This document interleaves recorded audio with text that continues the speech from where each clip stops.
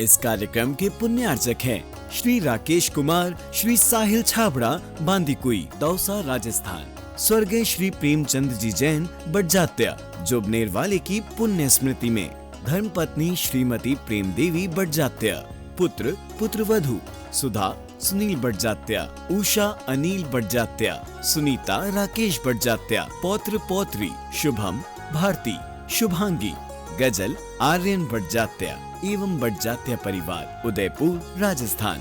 कंवरी लाल जी, नंदू देवी, मनोज जी, कोमल जी, राकेश कुमार जी, ऋषभ जी, वर्धमान अजमेरा, कोटड़ी, जिला भिलवाड़ा, राजस्थान। जीवम जीवम दव्वम जिन्वर वसेण जेणने तिठम देविंद विंद वंदम वंदे तम सबदा शिरसा। नमो अरिहं ताणम, नमो सिद्धाणम, नमो आयरीयाणम, नमो उवज्जायाणम, नमो लोये सव्वसाहूणम। अंतिम तीर्थंकर विनायक श्री महावीर भगवान की, परम पूज्य आचार्य गुरुदेव श्री वसुनंदी जी मुनिराज की, अहिंसा में विश्व धर्म की, सभी उपस्थित धर्म प्रेमी पुण्य आत्मा एवं महानुभाव। गृहस्थ जीवन में रिश्ते नातों का एक बहुत बड़ा महत्व रहता है। पारिवारिक जीवन में रिश्ते हों, नाते हों, उनके साथ साथ एकता हो, ये सारी चीज़ें ज़रूरी हैं। अगर परिवार में एकता नहीं होती तो सुख नहीं मिल पाता। परिवार की एकता गृहस्थ जीवन में एक बहुत बड़ा महत्वपूर्ण दायित्व निभाती है। अगर परिवार टूटता है तो उसके बहुत सारे हमें अफसोस मनाने पड़ जाते हैं।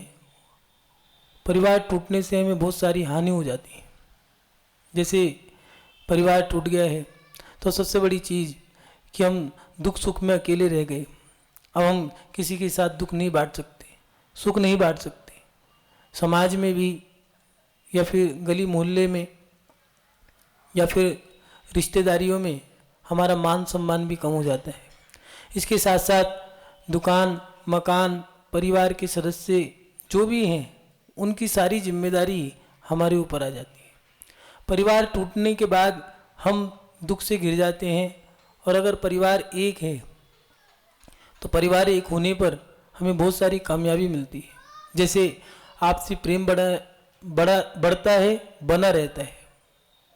आपसी प्रेम के साथ साथ घर की कोई कमी है, कोई सदस्य, कोई अनपढ़ रह गया है, कोई बीमार है, कोई ऐसा रोगी या रोग हो गया है, जैसे आज के समय में बाईपास, डायलिसिस, ऐसी कोई समस्या आ गई है, या किसी लड़के की शादी नहीं हुई है, या कोई लड़की गलत निकल गई है, तो परिवार के सब सदस्य मिलकर के उस व्यक्ति की जिम्मेदारी को संभाल लेते हैं।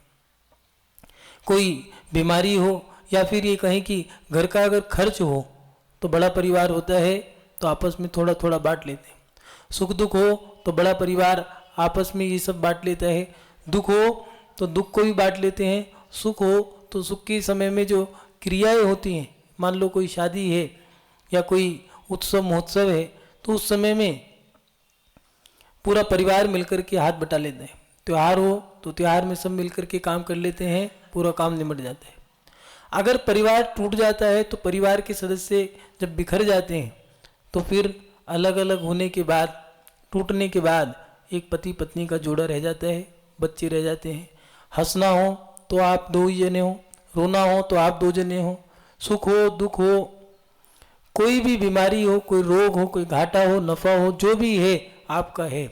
आप मरो या जियो, आपको तो करना ही पड़ेगा। अगर बड़ा परिवार होता है, कभी कभार ऐसा भी हो जाता है कि बड़े परिवार में बीमार पड़ गए हैं तो छोटी भाभी काम आ गई, कोई बहन, कोई नंद, कोई दुरानी या जिठानी, किसी से कह कर के, या बड़े भाई से, छोटे भाई से, या बड़े भाई के बेटे से कह कर के हमने अपनी जिम्मेदारी उसको सौंप दी है, भैया हम बीमार हो गए हैं, इसलिए तुम थोड़ी से काम तुम कर दो।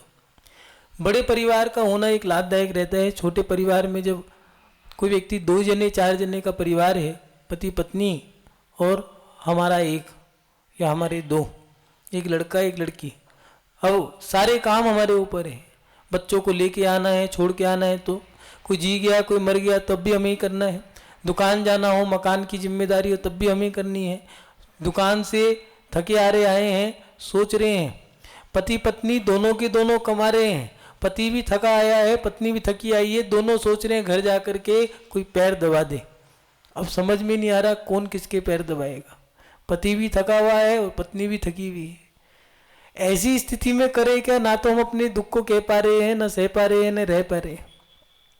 कोई छुट्टी मिल जाती है तो उस छुट्टी के दिन या अवकाश के दिन सारी जिम्मेदारियों को पूरा करना है। कोई मर गया है तो उसके यहाँ भी जाना है, कोई किसी ने जन्म ले लिया है तो भी जाना है। लोक व्यवहार की भी बहुत सारी क्रिया होती हैं, सामाजिक गतिविधियों को भी देखना है, अड़ोस पड़ोस में भी जाना है दो ही व्यक्ति, घर को भी संभालना है, परिवार को भी संभालना है। तब मन में आता है, हे भगवान काश हमारा परिवार भी बड़ा होता। अगर हम वो गलती ना करते तो हमारा परिवार बिखरता नहीं, हमारा परिवार टूटता नहीं। इसलिए मन में एक सवाल रहता है, परिवार गृहस्थ जीवन में जो हमारा परिवार है उस परिवार को टूटने से हम कैसे बचाएं। तो महानुभाव, परिवार को टूटने से बचाने के साथ साथ ये भी जाने कि परिवार टूटते कैसे हैं। परिवार टूटने का कारण जब हमारे मन में गलतफहमियां पैदा होने लगती है तब परिवार टूटने लगते हैं। परिवार के सदस्यों में जब ये गलतफहमियां आ जाती है कि मुझे नहीं चाहते, मुझे प्यार नहीं करते, बड़े वाले भाई को या बड़ी वाली बहन को ज़्यादा प्यार करते हैं, उसे ज़्यादा चाहते हैं, मुझे नहीं चाहते, या मुझे कम मिला उसको ज़्यादा देते हैं। कई बार ऐसी गलतफहमियां हो जाती हैं कि नंद आई है मिलने के लिए, बेटियां अगर मिलने के लिए आ रही हैं तो हम जो कमाते हैं सारा उसको दे दिया, या ये चुपके से उसे दे देते हैं। इन गलतफहमियों के कारण हमारे रिश्ते धीरे धीरे टूटने लगते हैं, हम अंदर से भी और बाहर से भी बिखरने लगते हैं। इसलिए अपने मन में जो गलतफहमी है उस गलतफहमी को आप वहाँ पर जा कर के साफ करो जहाँ पर आपसे गलतफहमी पैदा हुई है। हम रह करके बात जब मन में आ जाती है, गलतफहमी आ जाती हैं, गलत सोच लेते हैं, गलत विचार कर लेते हैं, तो हम अंदर ही अंदर कुड़ते रहते हैं, अंदर ही अंदर उस बात को घुमाते रहते हैं। अगर हम जहाँ पर गलतफहमी हुई है वहाँ जाके कह दें तो वो गलतफहमियाँ समाप्त हो सकती है। अगर गलतफहमियाँ आप समाप्त कर दो तो परिवार टूटेगा नहीं, बिखरेगा नहीं। और अगर गलतफहमियों को पालते रहोगे तो परिवार एक ना एक दिन टूट जाएगा, बिखर जाएगा। वो भी कैसे बिखरेगा, गलतफहमियाँ जब होती हैं और आप तीसरे व्यक्ति से जब कहते हैं तभी सोच लेना परिवार टूटने का समय आ गया है। किसी की बात किसी से जाके कहना, इसको चुगलखोरी कहते हैं। और किसी की बात को किसी और से कहना तो वहाँ पर जाकर के वो एक हानिकारक बन जाता है। दो रिश्तों में अब खटास आ गई है, दो रिश्तों में विश्वास खत्म हो गया है। इसलिए गलतफहमी को पैदा ना होने दें। अगर आपके मन में कोई बात आ गई है तो उस बात को आप उसी व्यक्ति से जाकर के कहें जिस व्यक्ति से कहनी है। लेकिन आप गलती ये कर देते हो कि माँ की बात भाभी से, बहन से, पत्नी से, सबसे कह ली है, लेकिन जिससे कहनी थी उससे नहीं कही। आपको अगर पिता की बात कहनी थी, आपने नौकरों से कह दी, भाई से कह दी, चाचा से कह दी, दादा से कह दी, लेकिन पिता से जाके नहीं कही। जिसकी जो बात है आप उससे जाके कहोगे तो आप अपनी गलतफहमियों को दूर कर लोगे, क्योंकि उस गलती का जवाब, उस क्रिया का जवाब, सब जवाब उसी व्यक्ति के पास है। लेकिन आप कहते किसी से हो, बात घटना किसी के साथ घटी है, कहीं आपने किसी से, जवाब किसी और ने दिया, मानना आपको है लेकिन मनवाना आपको किसी और से है। इन कारणों से गृहस्थ जीवन में एक फूट पड़ जाती है, गृहस्थ जीवन टूटने लगता है। इसलिए परिवार को एक रखने के लिए, परिवार को टूटने से बचाने के लिए आपको अपने जीवन में गलतफहमियां जो हैं उनको दूर करना होगा। उसके साथ साथ दूसरी बात ये है, आपसी दुख और सुख इन दोनों चीज़ों को बांटना। दुख सुख को बांटें। कभी कभार ऐसा हम गलती कर जाते हैं, गृहस्थ जीवन में शादी करके परिवार बसाया जाता है। एक लड़का और एक लड़की, इन दोनों के माध्यम से दो जने बनते हैं, पति पत्नी, और उनके माध्यम से एक संतान की उत्पत्ति होती है और बच्चों के माध्यम से बनता है एक परिवार। और जैसे ही वो परिवार बढ़ने लगता है, माता पिता बेटा बेटी और बेटी का विवाह कर दिया, बेटे का विवाह कर दिया तो बहू जमाई, और उनसे ही बच्चे हो गए तो पोते पड़पोत्र, इस प्रकार बनता है कुटुंब। लेकिन कुटुंब और परिवार को जोड़े रखने के लिए हमें ये सब काम करने होंगे। गृहस्थ जीवन जी रहे हैं तो मात्र कर्म सिद्धांत पे ही गृहस्थ जीवन नहीं टिका रह सकता, पुरुषार्थ भी करना होगा। और पुरुषार्थ में भी हमें दुख सुख अगर बांटना है तो दुख और सुख दोनों बांटने होंगे। कभी कभार हम ये गलती कर जाते हैं कि हम लोगों को सुख में शामिल कर लेते हैं लेकिन दुख में शामिल नहीं कर पाते, या कभी कभार ऐसा होता है कि दुख में तो सब आ गए हैं, सुख में हम भूल गए। शादी विवाह का उत्सव है लेकिन हमने सबको कार्ड दे दिया, उनको भूल गए। ओ भैया कैसे हुई, गलती हो गई। अब गलती हो गई कुछ भी हो, लेकिन आप भूल गए तो उसकी सजा तो मिलेगी। हर क्रिया की प्रतिक्रिया होती है। आप अच्छा करोगे प्रशंसा होगी, बुरा करोगे तो निंदा भी होगी। सम्मान करोगे सम्मान मिलेगा, अपमान करोगे अपमान मिलेगा। आपने जो किया है उसका फल जरूर मिलेगा। अगर आपने किसी को दुख में शामिल किया है तो उसको सुख में भी शामिल करना होगा, और अगर सुख में शामिल किया है तो दुख में भी शामिल करना होगा। कभी कभार हम दुख की बातें तो लोगों से शेयर कर लेते हैं, बांट लेते हैं, लेकिन सुख की बातों को नहीं बांट पाते, और उसमें यहाँ पर खटास आने का काम हो गया है। रिश्तों में थोड़ी सी दरार आ जाती है, मन में आ गया है। देखो जब भी कोई दुख की बात होती है आकर के कह देते हैं, लेकिन कोई अच्छी बात होती है हमें बताते ही नहीं, आपस में ही बांट लेते हैं। और वहाँ पर वो उसने भी किनारा कर लिया, ठीक है आएंगे तो हम समय नहीं देंगे, हम सुनेंगे नहीं उसकी। बोली चाली बंद हो गई, आना जाना बंद हो गया, धीरे धीरे धीरे धीरे रिश्ता टूट गया। इसलिए आपसी दुख और सुख दोनों चीज़ों को बांटना है। कभी कभार ऐसा हो जाता है कि हम सुख के समय में अपने आप को याद रख लेते हैं, मतलब अपने जो सदस्य हैं उनको याद रख लिया है, सुख के समय में हम उनको याद नहीं रख पाए। जो हमारा सबसे निकटवर्ती व्यक्ति था उस व्यक्ति को भी हम भूल जाते हैं। हम नाते रिश्तों को भूल करके कभी कभार तजुब्बत उन लोगों को देने लगते हैं जो लोग हमारे मात्र मित्र हैं, सखा हैं, और उन यार दोस्तों के कारण हम अपने माता पिता कुटुंब परिवार के सदस्यों को खो बैठते हैं। इसलिए हमें थोड़ा सा ध्यान रखना पड़ेगा कि हम दुख सुख भी बांट रहे हैं या नहीं बांट रहे हैं हम परिवार में सुख दुख बांट रहे हैं बाहर जाकर के, तब जाकर के हमारा परिवार टूटने लगेगा। दोस्तों से आप बातें करो, लेकिन माता पिता भी हैं आपके पास, आपकी बहन और भाई भी हैं, आपके बच्चे भी हैं, आपकी पत्नी भी है। आप समय देना बंद कर दोगे तो आप हाथ धो बैठोगे रिश्तों से। इसलिए रिश्तों को अगर मजबूत बनाना है, रिश्तों को समेट के रखना है, तो अपने सुख की बातें, दुख की बातें और सुख दुख की क्रियाएं भी आपस में बांटनी होंगी। पहले बड़े बुजुर्ग लोग शादी विवाह किया करते थे तो बड़े बुजुर्गों को मात्र इसीलिए न्योता दिया करते थे कि आपको जो भोजन बनेगा वहाँ उस भट्टी पे बैठना है। क्यों? क्योंकि आपके बैठने से हमारे उस उत्सव में, महोत्सव में रौनक आ जाएगी, और वो भी खुश हो जाया करते थे। देखो कितना बड़ा जिम्मेदारी का काम मुझे दे दिया है, वाक्य में उनने सम्मान बहुत दिया।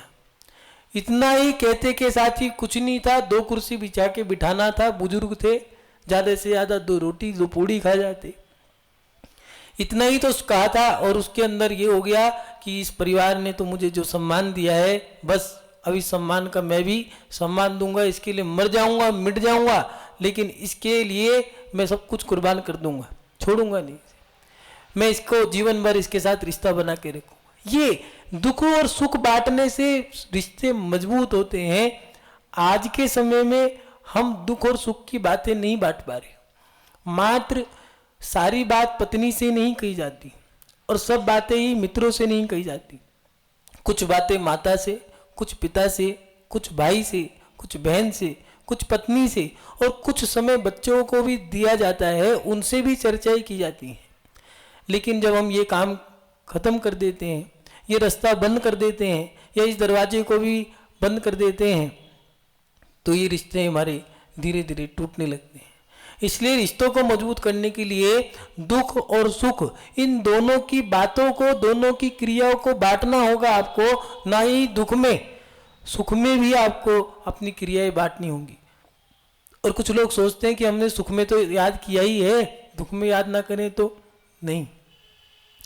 कभी कभार ऐसा होता है कि सुख में याद करने से जरूरी नहीं है कि सुख में याद करने से रिश्ता मजबूत हो। कभी कभार ऐसा होता है अपना दुख बांटने से सामने वाला रिश्ता और मजबूत हो जाता है। सामने वाला सोचता है देखो इस समय में तुमने मुझे याद किया, ये एक बहुत बड़ा मेरे ऊपर उपकार कर दिया कि तुमने मुझे अपना तो माना, क्योंकि दुख अपनों के साथ बांटे जाते हैं। जरूरी नहीं है सुख अपनों के साथ बांटा जाए। शादी विवाह में भोजन करने वालों की संख्या 1000 तक पहुंच जाती है, लेकिन जब कोई व्यक्ति मरता है तो उसके जनाजे को, उसकी अर्थी को उठाने वालों की संख्या 100 तक ही रह पाती है। वो 900 लोग कहाँ भाग गए, कहाँ चले गए। इसलिए सुख में आने वाले बहुत सारे लोग हो सकते हैं, लेकिन दुख में वही व्यक्ति काम आएगा जो तुम्हारा अपना है। इसीलिए दुख और सुख इन दोनों की क्रियाओं को आपस में बांटना चाहिए, तब जाकर के हमारे रिश्ते मजबूत बनते हैं।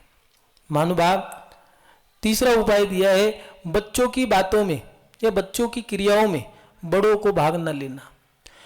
प्राय करके रिश्ते टूटने के कारण क्या रहते हैं? बच्चों के खेल कूद के समय में जो आपस में लड़ाई हो गई है, उनमें उनके माता पिता भी शामिल हो गए, और उसने, तेरे बच्चे ने मेरे बच्चे को ऐसे क्यों कहा, तेरे बेटे ने मेरे बेटे को ऐसे कह दिया, ये सुना दिया, ये गाली दे दिया, ये शब्द बोल दिए, मेरे बच्चे का खिलौना तोड़ दिया। भैया वो बच्चे हैं, आपस में तुम दोनों लड़ रहे हो और वो बच्चे थोड़ी देर लड़ करके फिर एक हो जाने, और आपने रिश्ता तोड़ दिया है। रिश्ते में खटास आ गई है और उन बच्चों में और मिठास आ गई है, रिश्ता उनका और मजबूत हो गया है लड़ने से। इसलिए बच्चों की क्रियाओं में, बच्चों के खेल कूद में बड़े शामिल तो हों, लेकिन संपूर्ण रूप से ना हो। दिया है, बाल सखिन तुम मकारन हास्यम स्त्री सुविवाद मसज्जन सेवा गणदा व्यान मसंस्कृत वाणी 600 नरो लघुताम उपयांति। ये 6 कार्य ऐसे हैं जो व्यक्ति को छोटा करते हैं। बाल सखित तुम मकारन हास्यम, बच्चों के साथ ज्यादा खेलना और खामा खामे हंसना, ये व्यक्ति को छोटा कर देता है। कुछ लोग बच्चों के साथ ज्यादा खेलते हैं, बड़े होने के बाद भी बच्चों के साथ खेलने की अब आपकी उम्र चली गई है। बच्चों को भी आपको उतना ही खिलाना है जितने आपकी मर्यादा में है। ज़्यादा खिलाओगे तो लोग आपको पागल कहने लगेंगे। कुछ लोग 40-50 साल की उम्र में भी बच्चों के साथ कंचा खेलने लगते हैं, गिल्ली डंडा खेलते हैं। वो अब खेलने की उम्र नहीं है, वो जिम्मेदारियों को निभाने की उम्र है। खेलने की उम्र तो 8 साल तक, ज़्यादा किशोर अवस्था 20 साल तक, बहुत ज़्यादा लगाओ तो 25 साल तक की थी। अब तुम्हारे खेल भी बदल गए। अब तुम शब्दों के माध्यम से ही थोड़ी सी ठिठोली कर सकते हो, हंस बोल सकते हो, वही तुम्हारे खेल हैं। शब्दों का ही खेल है। बस कहते ना कि ये तो शब्दों का खेल है। इसलिए अब शब्दों का एक समय ऐसा आता है, मात्र शरीर ही नहीं सब साथ छोड़ देते हैं, उस समय हमारे शब्द रह जाते हैं। इसलिए बच्चों के समय में, बच्चों का जो खेल कूद का समय है या उनकी क्रिया जो है, उन क्रियाओं में बड़े बच्चों को ही भाग लेने दें, उनमें बड़े दूर रहें। अगर बड़े बच्चों में ज़्यादा शामिल हो जाते हैं तो लड़ाई हो जाती है।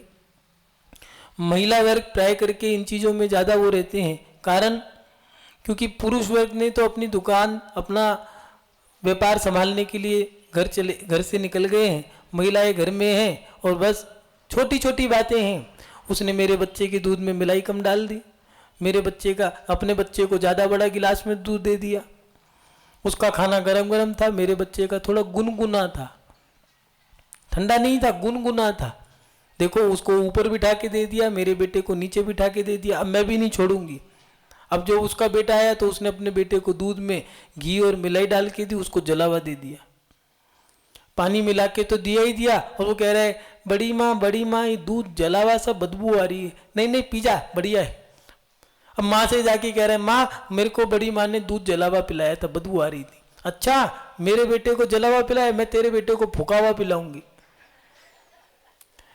ये इन चीजों से रिश्ते धीरे धीरे टूटने लगते हैं। पहले बच्चे, फिर महिला, फिर पुरुष, और ऐसे करके धीरे धीरे जब बच्चों की क्रियाओं में जुड़ने लगते हो तो रिश्ते धीरे धीरे टूटने लगते हैं, बिखरने लगते हैं।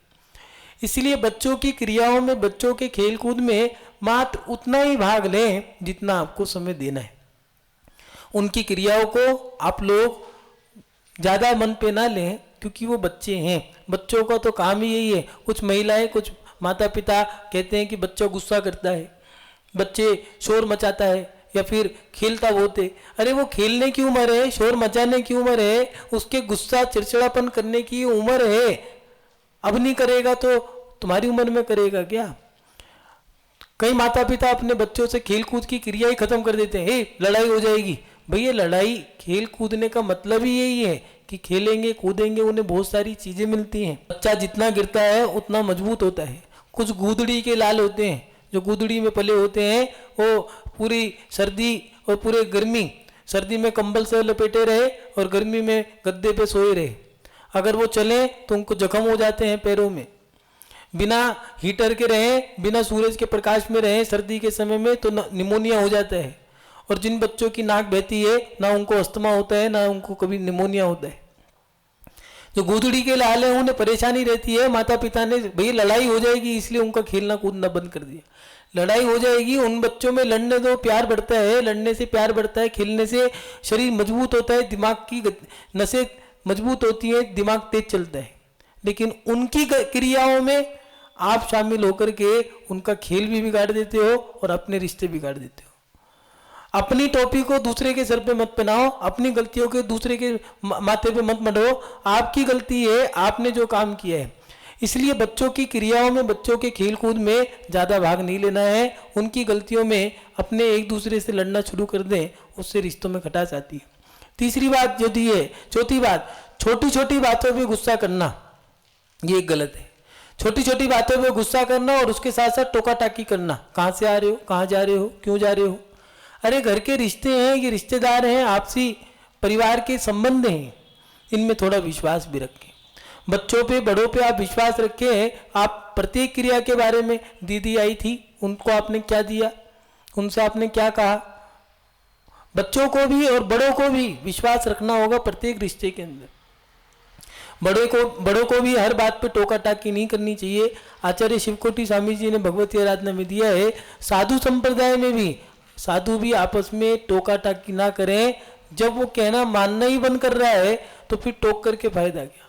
आपके समझाने से उसके ऊपर कोई असर नहीं पड़ रहा है। आपने एक बार कह दिया, दो बार कह दिया, प्यार से पुचकार के, डांट के, थपाट के, दो जनों के माध्यम से भी खिलवा दिया है, और जब उस व्यक्ति पे कोई असर ही नहीं पड़ रहा तो फिर टोका टाकी करके फायदा क्या?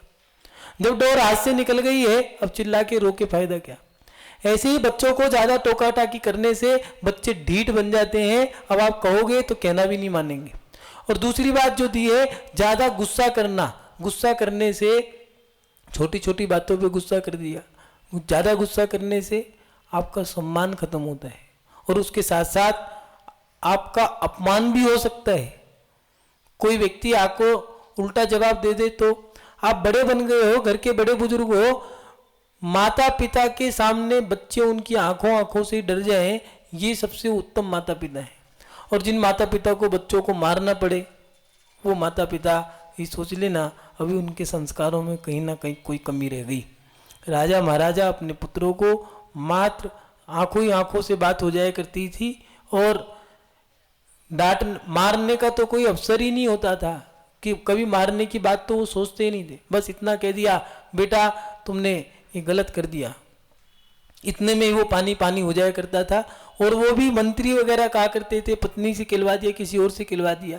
आज के समय में माता पिता के कैसे संस्कार हो गए हैं, माँ बच्चे पे हाथ भी उठा देती है, पिता भी बच्चे पे हाथ उठा देते हैं, लेकिन बच्चे उनका कहना नहीं मान पाते। कहीं ना कहीं आपके संस्कारों में कमी रह गई है। इसलिए बच्चों को बार बार ज़्यादा टोका टाकी ना करें और हर बात पे डांटे ना। ज़्यादा गुस्सा करने से आपकी इज्जत कम हो सकती है। ज़्यादा गुस्सा करने से परिवार के सदस्य आपके व्यवहार में वो सम्मान नहीं दे पाएंगे, वो इज्जत नहीं दे पाएंगे।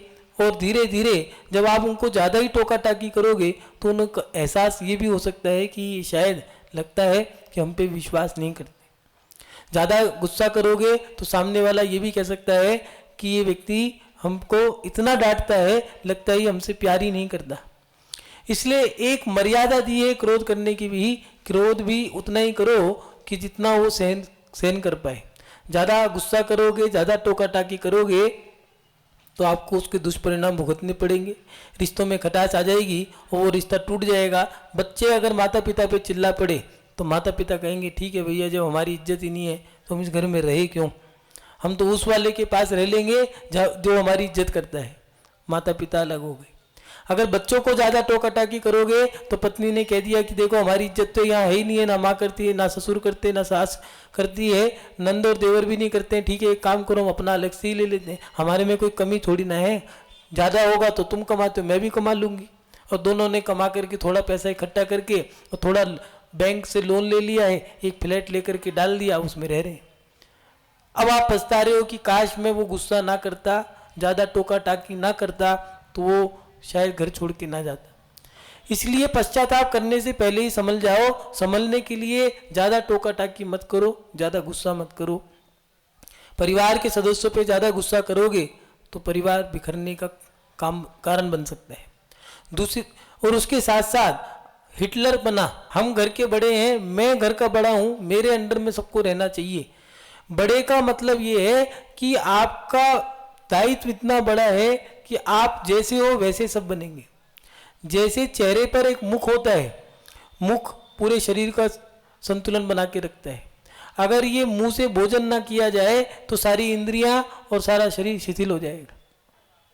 ऐसे ही मुखिया तो एक मुख की तरफ से है, जैसे ही उस मुख में भोजन जाता है सब चीज़ें उसमें चबाने की खाने की क्षमता होती है, ऐसे ही उस मुखिया में मान अपमान सब सहन करने की क्षमता होनी चाहिए। तब जाकर के जैसे मुख से भोजन नीचे ना उतरे तो शरीर शिथिल हो जाता है, ऐसे ही मुखिया के अंदर सहनशीलता ना हो तो मुखिया के कारण वो सारा परिवार शिथिल हो जाएगा, कमज़ोर पड़ जाएगा और घर परिवार टूट जाएगा।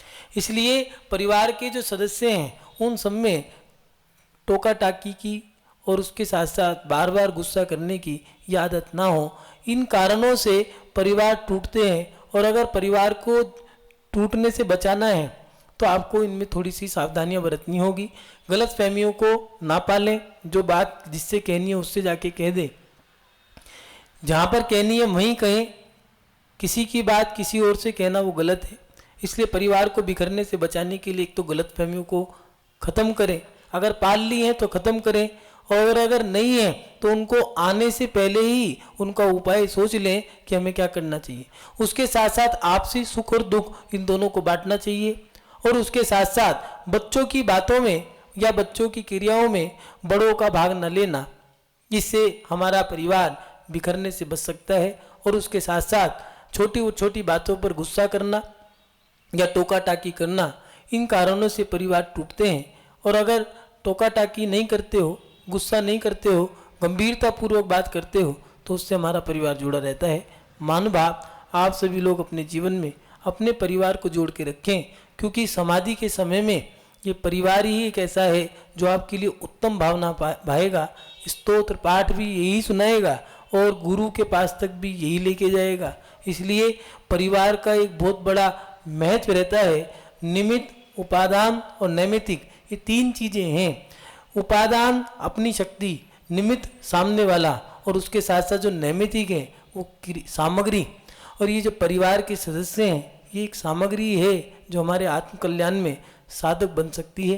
वो आपके ऊपर है कि आप उसको साधक कैसे बना सकते हो। वस्तुओं का इस्तेमाल करना भी आपके अंदर एक कला होनी चाहिए। तो महानुभाव, अपने परिवार को जोड़ करके और उसके माध्यम से अपने धर्म को आगे बढ़ाएं, क्योंकि परिवार के सदस्य आपके धर्म करने में सहभागी बन सकते हैं। आप सभी लोग अपने जीवन में अपने परिवार को जोड़े रखें, परिवार को टूटने से बचाते रहें। इन्हीं भावनाओं के साथ अपनी शब्द श्रृंखला को विराम देता हूँ। जय बोलिए परम पूज्य आचार्य गुरुदेव श्री वसुनंदी जी मुनिराज की जय। अहिंसा में विश्व धर्म की जय।